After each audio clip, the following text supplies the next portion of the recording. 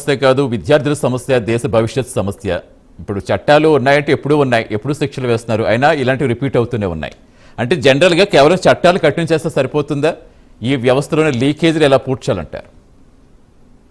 సతీష్ గారు, మీకు పెద్దలు ఆంజనేయ రెడ్డి గారికి, అట్లాగే మంచి మిత్రులు, నాకు మాజీ ఎమ్మెల్యేలు చెప్పుకోవడం కాదు, వారు మాజీ ఎమ్మెల్యేగా పనిచేశారు ఆరేపల్లి మోహన్ గారు, వారికి అలాగే ప్రైమ్ లైన్ ప్రేక్షణ నమస్కారం. నమస్తే. చెప్పండి. చర్చ ఎప్పుడు వెలుగు పుట్టాలని వేడి పుట్టాలి కదా. ఏమంటే చికిత్స వేరు, నివారణ వేరు. చట్టాలేమో చికిత్స, నివారణేమో అది జరగకుండా, నేరాలు జరగకుండా చూడటం. అంటే ఏ సమాజంలో కూడా నేరాలు లేకుండా సమాజం ఉండదు, నేరరహిత సమాజం ఉండే ఉంటుంది.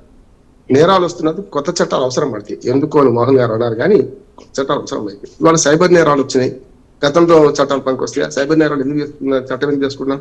మోహన్ గారు పోక్సో చట్టం వచ్చింది కదా, అమల్లో తెలంగాణ రాష్ట్ర ప్రభుత్వంలో ఒకటి పోక్సో కేసులు ఇరుక్కుంటే వాటి తక్కువ శిక్షలు పెడితే 6 చంపిటి వాడు. మరి ఈ ప్రభుత్వాలు జరగలేదా? ఏ ప్రభుత్వం అయినా నేరాలు జరుగుతూనే ఉంటాయి, నేరాలను అరికట్టే పని చేయాలి. ఎప్పుడు అరికట్టకపోతే దాన్ని శిక్షలు వేసే ప్రయత్నం చేయాలి తప్ప సమాజంలో అసలు శిక్ష మొదలు చట్టాలే వద్దు అంటే సరైనది కాదంటున్నాను నేను. అందుకని ఇప్పుడు చట్టం కావాలని కాంగ్రెస్ పార్టీ కోరింది, ఎదురు కాదు. ఈ చట్టం సరిపోదు, దీనిలో శిక్షలు పడతారేమని డిమాండ్ చేస్తేనే కదా కొత్త చట్టం వచ్చింది అంటున్నాడు. నేను అకాడమిక్ గా మాట్లాడుతున్నాను, ఈ రాజకీయ పార్టీలు పక్కన పెడతాను. ఆంజనేయ రెడ్డి గారు కానీ మనకు మోహన్ గారు కానీ మంచి విజ్ఞులు, సమస్య లేదు కాదంటలేదు. కానీ అకాడమిక్ గా మాట్లాడుకుంటే ఈ కొత్త చట్టాన్ని నేను ఆహ్వానిస్తున్నాను. ఎందుకంటే 2 ఉన్నాయి.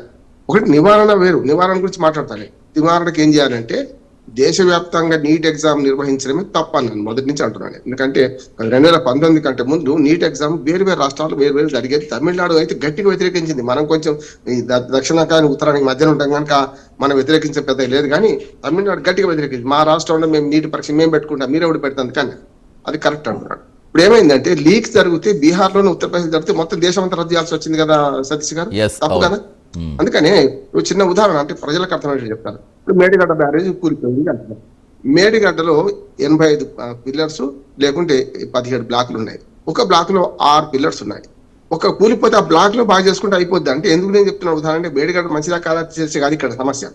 అంటే మనం బ్రిడ్జి కడుతుంటే కూడా బ్రిడ్జి మీద వేరు పిల్లర్స్ చేసుకొని అది మధ్యాహ్నం టప్ సపోర్ట్ వస్తుంటది. మనకు మధ్యాహ్నం దేని కడతారు, ఏదైనా కూలిపోతే దాని వల్ల చేసుకుంటే అయిపోతుంది. ఇదే అంతే. నీటి పరీక్ష దేశం అంతా ఒకటే విధానం ఉండడం వల్ల ఒకే పరీక్ష, ఒకే విధానము, ఒకే దేశము, ఒకే ఎన్నిక ఈ పనికి రావు కొన్నిసార్లు అంటున్నాను. నేను స్పష్టంగా చెప్తున్నాను, కొంచెం పరుషంగా ఉన్నా కూడా.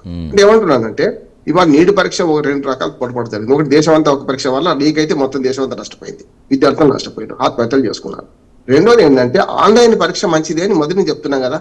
ఆన్లైన్ పరీక్ష సరైనది అన్నప్పుడు ఆన్లైన్ పరీక్ష ఎందుకు చెప్తలేరు అనే మాట వస్తుంది కదా. ఈ 2 చేయాలంటున్నాడు ఒకటి. మూడోది ఏంటంటే ఇప్పుడు పరీక్షా విధానంలో చాలా సార్లు యూపీపీఎస్సీ ఎక్కడ లోపం జరిగిందా? ఆంజనేయ గారు నేను మొత్తం పడ్డానికి మాట్లాడింది. ఎప్పుడైతే యూపీపీఎస్సీ పరీక్ష వచ్చింది, ఆ పరీక్షలో ఇప్పటిదాకా లోపాలు జరగలే కదా. మరి ఇదే ప్రభుత్వం నిర్వహిస్తున్నది. ఎందుకు జరుగుతున్నాయంటే విద్యా వ్యవస్థలో కొందరు దుర్మార్గులు ప్రవేశిస్తారు. ఇందులో డబ్బుల కోసం అవినీతి రాజకీయాల నుంచి ఇది పుట్టింది అంటున్నాడు. ఇవాళ కార్పొరేట్ కాలేజీలు, కోచింగ్ సెంటర్లు ఇవన్నీ ఎవరి? ఆసుపత్రులు కార్పొరేట్ వాళ్ళే, ఇదే రాజకీయ నాయకులే. అట్లాగే స్కూళ్ళు వీళ్ళే, ప్రైవేట్ కాలేజీలు వీళ్ళే. మరి తప్పనిసరి వీళ్ళు అదే చేస్తారు కదా. అందుకని ఏమంటే దీన్ని చట్టాన్ని అరకట్టడానికి కొత్త చట్టంలో 4 మార్పులు ఉన్నాయి. అవి కొంచెం చెప్తున్నా. అకాడమిక్ డిసిషన్ చేస్తున్నాను. బీజేపీ మీద కాంగ్రెస్ మీద బీజేపీ అంటే తోంసుంటా అనుకుంటారు. మీ హయాంలో ఏంటంటే నిజమే, కాంగ్రెస్ హయాంలో 150 పేపర్లు లీక్ అయినాయి. ఇప్పుడు 150 ఏమైంది? ప్రజలు నష్టపోయారు, పిల్లలు నష్టపోయింది కదా. దీనిలో ఏంటంటే ఈ చట్టంలో ఉన్న మార్పు ఏంటంటే ఇప్పటిదాకా కేవలం తక్కువ ఫైన్ ఉండే, 5 సంవత్సరాల లోపు శిక్ష ఉండే. అప్పుడు నాలాంటి అడ్వకేట్ ఏం చేస్తారు, బెయిల్ తీసుకుంటే అయిపోతుంది కదా, పోలీసు మనకు స్టేషన్ బెయిల్ దొరుకుతుంది. కనుక 5 నుంచి 10 సంవత్సరాలకు శిక్ష పెంచింది నెంబర్ 1. రెండోది ఏం చేసింది, మన జరిమానాలు కూడా 50 లక్షలు పెంచారు. 50 లక్షల జరిమానా తక్కువది కాదు. నేను చాలా 40 ఏళ్ల ప్రాక్టీస్ నాది. 5 రూపాయలు, 100 రూపాయలు, 200 రూపాయలు కట్టేసి వెళ్ళిపోతారు సార్. రేపొద్దున మళ్ళీ అదే నేరం చేస్తుంటాడు కదా. అట్లా కాకుండా 50 లక్షలు వ్యక్తికైతే 50 లక్షలు. అదే కనుక వ్యవస్థకైతే ఎవడైనా పేపర్ లీక్ మొత్తం కుంభకోణం చేస్తే 10 కోట్ల వరకు జరిమానా వేసే పరిస్థితి తీసుకొచ్చారు. మంచిది కదా. నేను చట్టం రావాలా వద్దా అనే చర్చగా చట్టం రావాలని కాంగ్రెస్ పార్టీ డిమాండ్ చేసింది. ఇంకొకటి ఇంతకుముందు ఆంజనేయ రెడ్డి గారు చెప్పిన దానికి అదనంగా చెప్తాను. నందన్ నీలేకర్ గారు గతంలో ఇదే ఆధార్ కార్డు ప్రవేశపెడతా అంటే నందన్ నీలేకర్ గారు కాంగ్రెస్ పార్టీ వ్యక్తి అని చెప్పి బీజేపీ పూర్తిగా తిట్టింది. ఆయన చాలా దుర్మార్గంగా మాట్లాడింది ఆయన గురించి. మాట్లాడితే నేను సమర్థించి తప్పు అన్నాను. నేను నందన్ నీలేకర్ ఒక టెక్నాలజిస్టు, ఆయన బ్రహ్మాండంగా చేస్తారన్నాను. ఆనాడు బీజేపీ గోప్యానికి భంగం అని ఆధార్ కార్డు వ్యతిరేకించింది. నందన్ నీలేకర్ని వ్యతిరేకించింది, బీజేపీని వ్యతిరేకించింది. బీజేపీ మన ఆధార్ కార్డుని వ్యతిరేకించింది. ఇప్పుడు ఆధార్ కార్డు మంచిది అనుకున్నా లేదా? జిఎస్టీ తెస్తా అన్నది కాంగ్రెస్ పార్టీ, వ్యతిరేకించింది బీజేపీ, తెచ్చింది ఎవరు? మన బీజేపీ.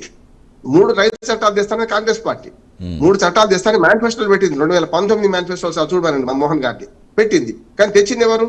మళ్ళీ ఇప్పుడు తెచ్చినాక ప్రజలు నేనైతే 3 చట్టాలు సమర్థిస్తున్నాను, తప్పు జరిగింది అని మళ్ళీ వెనక్కి తీసుకున్నాను. ఈ 3 చెప్తున్నాను. ఎందుకంటే ద్వంద్వ విధానం. కాంగ్రెస్ పార్టీ అధికారంలో ఉన్నప్పుడు బీజేపీ వ్యతిరేకిస్తుంది, బీజేపీ అధికారంలో ఉన్నప్పుడు కాంగ్రెస్ పార్టీ వ్యతిరేకిస్తుంది. ప్రజలు పిచ్చోళ్ళు చేస్తున్నారు 2 పార్టీలు కలిసి. స్పష్టంగా చెప్తున్నా, కొంచెం పరిశ్రమగా ఉన్నా. ఇప్పుడు దీనికి చెప్తాను చట్టం ఎందుకు అవసరమైందంటే, ఎప్పుడైతే ఉద్యమం అంటే ప్రతిపక్షాల వైఫల్యం వల్ల ఈ ఉద్యమం వచ్చింది అంటున్నాను. సరైన నిర్మాణాత్మక ప్రతిపక్షంగా ఉంటే ఈ విషయాన్ని నీట్ పేపర్ 13 మేలో మనకు లీక్ అయింది, రద్దు చేసిండ్రు. రద్దు చేయని ఉద్యమం చేయాల్సింది ఎవరు? జంజీ అప్పుడు రాలే, అప్పుడు సిజేపీ రాలేదు, ఉద్యమం మొదలు పెట్టలేదు. మరి అటువంటి అప్పుడు ప్రతిపక్షాలు అన్ని కలిసి దీని మీద ఇదే ఉద్యమం చేస్తే ఎవడో వద్దాను మిమ్మల్ని ఏమడాలి? ఉద్యమం చేసిండు, ఒక్కరోజు పర్మిషన్ తీసుకున్నాడు, 20 రోజులు ఉద్యమం చేసిండు, ఎక్కడ అహింస జరగలే కదా. 20 రోజులు పర్మిషన్ ఇచ్చిండు, పర్మిషన్ లేకుండా పర్మిషన్ ఇచ్చిండు. 21వ రోజు ఏమైందంటే, ఏ రోజు ఏదైతే చలో సంసద్ చలో పార్లమెంట్ అనే ఉద్యమం మొదలుపెట్టిండ్రో బ్యారికేడ్ దాటిపోవాల్సిన అవసరం లేదు. అది కాంగ్రెస్ పార్టీని అదే పని చేస్తుంది, బీజేపీని అదే పని చేస్తా అంటున్నాడు. ఇప్పుడు తెలంగాణలో ధర్నా చౌక్ నుంచి చలో అసెంబ్లీ అంటే అడేవాడు అనుకోండి. ఈ ఉన్న కాంగ్రెస్ పార్టీ ఏం చేస్తుంది? కొడతదా కొట్టదా? ఆపదా ఆపదా? ఆపకుండా కొడతారు కదా. ప్రభుత్వం చేయాల్సిన పని 3 సార్, ప్రజల ధన మాన ప్రాణ రక్షణ చేయడం. ఆ మొత్తం జంతర్ మంతర్ అంతా ఆగం చేసిండు కదా. నేనేమంటున్నాను, అందులో 2 జరిగింది. నేను ఇటుపక్క కూడా చూడాలి. నేను ఎన్కౌంటర్ల మీద మాట్లాడేటప్పుడు పోలీసుల వైపు ఎంత మాట్లాడినా, నక్సలైట్ వైపు అంతే మాట్లాడినా. నేను స్పష్టంగా చెప్తున్నాను. ఇప్పుడు ఇక్కడ ఏమైంది, పోలీసులు 118 మంది గాయపడ్డారు కదా. పెల్లెట్స్ ప్రయోగించడం ఇవన్నీ తప్పు. హింస ఎప్పుడు వస్తుంది? ఎదుటి వాడు పరస్పరం ఇద్దరు ఘర్షణ జరుగుతూనే కదా వచ్చేది అంటున్నాను. మరి పోలీసులు 118 మంది గాయపడ్డారు కదా. మరి పోలీసులు హింస అడి చేసినా వీళ్ళు ఇటు చేసినా ఇది పక్కన జరిగింది. మరి సిజేపీ తప్ప, యువత తప్ప కాదు, సిజేపీ తప్ప అంతకంటే కాదు. వాళ్ళు చేసిన పని ఏంటంటే, ఆ ఉద్యమంలో సంఘ విద్రోహ శక్తులు ప్రవేశించినాయి.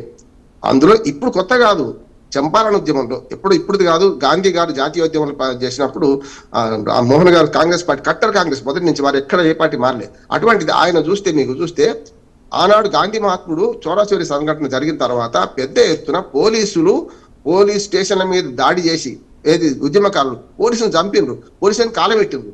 అప్పుడు గాంధీ గారు ఏమన్నారు? ఈ ఉద్యమాన్ని ఆపేస్తున్న పోమన్నారు. చాలా మంది గాంధీ గారిని విమర్శించారు. ఎప్పుడైతే ఉద్యమంలో హింస చోటు చేసుకుంటుందో సత్యం అహింస ఈ 2 ప్రోగ్రామ్ పోవాలి అన్నాడు.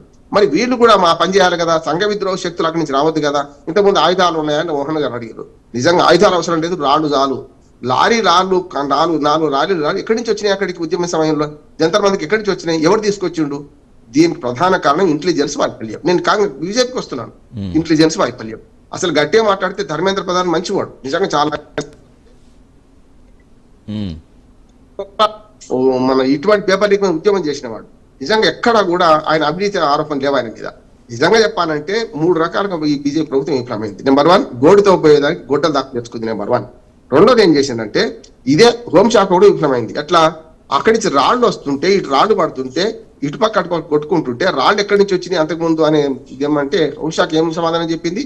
మేము 15-20 మంది వస్తామనుకున్నాం ఆ ధర్నాకు, 1,00,000 మంది దాకా వచ్చి ఏం చేయలేకపోయినామని. అది ఇంటెలిజెన్స్ వైఫల్యం కదా. చలో దాన్ని ఉద్యమం ప్రకటించిన కన్నా ముందే సోనం వాంగ్చుక్ ఏమన్నాడంటే, నేను బతికే ఉంటా, మీరు చలో సంస్థ దాకా నేను బతుకుంటా, ఆత్మస్థైర్యంతో ఉంటా అన్నాడు. ఆ ప్రమాదాన్ని ఊహించి, ఇటువంటి జరుగుతాయని ఊహించి ఆయనకు అదే నిమ్మరాసం పోయిన కదా, హాస్పిటల్ పోయి ఇచ్చింది కదా, జంతర్ మంత్రం పోయిస్తే వద్దన్నాడు. ఇప్పుడు ఏమైందంటే, విద్యార్థుల ఉద్యమాన్ని తక్కువ అంచనా వేసింది బీజేపీ కేంద్ర ప్రభుత్వం. బీజేపీ పక్కన కేంద్ర ప్రభుత్వం తక్కువ అంచనా వేసింది. వేయడం వల్ల ఏమైందంటే, వాళ్ళ చరిత్రలకే మళ్ళీ లొంగాల్సి వచ్చింది కదా. ఇప్పుడు దీన్ని ప్రతిపక్షాలు ప్యాక్ చేసుకునే ప్రయత్నం చేసినాయి. అసలు విజయం ప్రతిపక్షాలది కాదు. నిజంగా చెప్పాలంటే యువతది అంటున్నారు, దేశ యువతది అంటారు. సిజేపీ పేరు మీద కానీ ఏదన్నా కానీ వాళ్ళు ఏం చేసిండ్రు? ఎప్పుడైతే డిమాండ్ చేసిండ్రో, ఎప్పుడు మన సతీష్ గారు ఒక మాట మాట్లాడాలి, మన పిల్లలు అప్పుడప్పుడు ఇది ఏమన్నా అడిగింది ఇవ్వకపోతే చేతిలో ఏది ఉంటే సిట్ కొడతాం. తప్పు వాళ్ళది కాదు, మన పిల్లలది కాదు. మనం బండకేసేది కొట్టాం కదా పిల్లలు. కానీ ఈ ఉద్యమం హింసాత్మకంగా మారుతుందని ఊహించకపోవడం ఒక తప్పు. రెండోది, రాహుల్ గాంధీ అంటే ఏదైతే మల్లికార్జున ఖర్గే ఇంటికి పోయినప్పుడు, నడుచుకుంటూ పోయినప్పుడు, అక్కడి నుంచి ప్రధానమంత్రి ఇల్లు కూతవేడి దూరంలో ఉన్నది. మరి దాన్ని ఎట్లా రక్షించుకుందామని ఇంటెలిజెన్స్ ఫెయిల్యూర్ కాదంటారా? ఆ ధర్నాన్ని తప్పు పడుతున్నాడు. ప్రధానమంత్రి ఇంటి ముందు ధర్నా అంటే దేశ భద్రతకు భంగం. మరి దేశ భద్రత భంగమైన విషయం జరుగుతుంది, ఇంటెలిజెన్స్ ఏం చేసినట్టు అంటున్నాడు. ఇక మూడోది చెప్తున్నాను, చేతులు కాళ్ళ కాకులు పట్టుకున్నాడు. నేను మొదటి నుంచి ఏమంటున్నాను, ధర్మేంద్ర ప్రధాన్ రాజీనామాతో ఏమీ పరిష్కారం కాదు. ఒక వ్యక్తి పోతే ఇంకో వ్యక్తి వస్తాడు. ప్రహ్లాద్ జోషి వచ్చిండు, ఏమైంది అంటే కత్తి పోయి డాన్ వచ్చి డామ్ డామ్ డామ్ అన్నాడు. ఒక్క ఆయన కొత్త ఆయన వచ్చాడు. ప్రహ్లాద్ జోషి గురించి కూడా అవాకులు జవాకులు మాట్లాడుతున్నారు. ఇంకొక మాట అంజనేరెడ్డి గారి చెప్పింది గుర్తు చేస్తున్నాను, చాలా మంచి మాట చెప్పారు. కామకోటి ఆయన పద్మశ్రీ అవార్డు గ్రహీత. ప్రియాంక గాంధీ ఏం మాట్లాడింది వాళ్ళ పార్లమెంట్ సాక్షిగా? దుర్మార్గం కాదా? మూత్రం తాగమని చెప్పిన వాడు అని మాట్లాడింది కదా. అంటే నేను ఆవు మూత్రం తాగమని చెప్పిన వాడు అంటుంది. అంటే అంత చీపా? అంత ఆ రకంగా తీసేస్తావా? అంటే ఇప్పుడు నేను అందరినీ నిరాకరి పెట్టినప్పుడు బీజేపీ ఏమన్నదో, ఇవాళ టాస్క్ ఫోర్స్ కమిటీలో ఉన్న ఒక సభ్యుడి గురించి పార్లమెంట్ సాక్షిగా మన ప్రియాంక గాంధీ మాట్లాడే తప్పు కాదా? వ్యక్తిత్వ హననం కాదా? అందుకని ఏమంటే 5 సభ్యులు మన ప్రముఖులు వాళ్ళ టాస్క్ ఫోర్స్ ఏం చేస్తారు? ఓ రిపోర్ట్ ఇస్తారు, ఏం చేస్తే బాగుంటది. ఇక ముందు లీకులు జరగకుండా చూడండి, 2 చేసింది గవర్నమెంట్ ఇప్పుడు. ఒకటేమో ఇక ముందు లీకులు జరగకుండా పరీక్ష పేపర్ని ఎట్లా తయారు చేయాలి, ఏ రకంగా భద్రత కల్పించాలి అని చెప్పి వాళ్ళు అన్నారు. అలాంటి వాడు మామూలు సలహా ఇస్తుండ్రు, నీకు బ్లాక్ చైన్ టెక్నాలజీలో పేపర్ లీక్ జరగదు, అట్లాగే ఆన్లైన్ ఎగ్జామ్ జరిగితే పేపర్ లీక్ జరగదు, దేశం అంతా ఉద్యోగం ఒకటేసారి పరీక్ష జరపడం పేపర్ లీక్ జరిగితే అందరూ నష్టపోతున్నాం. ఇట్లాంటి సూచనలు చేస్తున్నామే. మరి వాళ్ళు విఘ్నులు కదా, నాకంటే పెద్ద సూచన. రాజకీయ విమర్శలు వేరు, కానీ ఇలాంటి విషయాల్లో విలువైన సూచనలు ఇవ్వాలి అని చెప్తారు. అంటే వచ్చినప్పుడు కామకోటిని అవమానించడం తప్పు అంటున్నాను. ఆంజనేయుడు గారు ఒకటే మాట పార్టీల పరంగా చూడకండి. మీరు దయచేసి ప్రజలకు నేనే చూద్దామంటున్నాను. ఈ చట్టం మంచిది, అందరూ వెల్కమ్ చెప్పాల్సిందండి. అదే అంటుంటే పార్టీల సమస్య కాదు, విద్యార్థుల సమస్య. అన్ని పార్టీల్లోని వాళ్ళ పిల్లలు ఉంటారు, వాళ్ళు చదువుకునే పిల్లలు ఉంటారు. ఇది ఒకరి సమస్య కాదు కదా. ఆంజనేయుడు గారు. రామ్మోహన్ రావు గారు, ఆయన ఐ రెస్పెక్ట్ హిమ్ అలాట్.